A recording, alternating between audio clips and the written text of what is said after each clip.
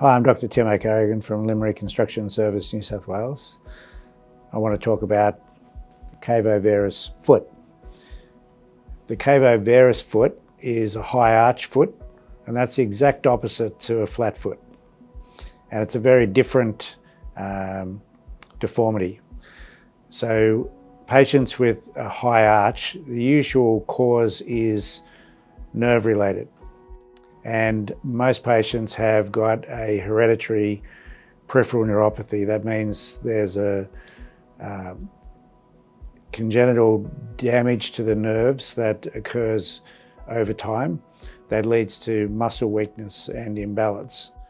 A high arch is characterized by what it says, the arch of the foot is high.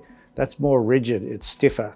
So if a flat foot often is very flexible, a Cavo Varus foot is actually rigid, and that makes it unstable. So one of the problems that patients have is ankle instability, because their ankle can roll very easily, and they also can get problems with their toes and the front of the foot and pressure.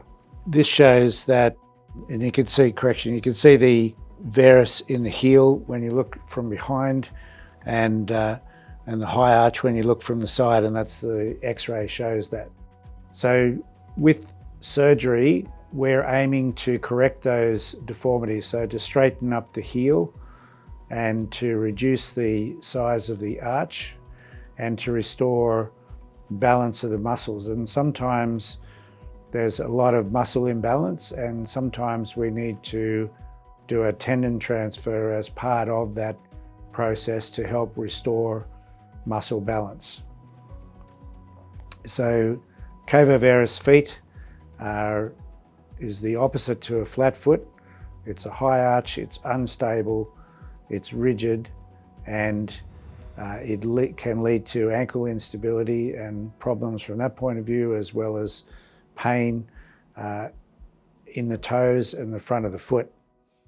And it is a complex deformity that sometimes requires tendon transfers as part of the overall reconstruction.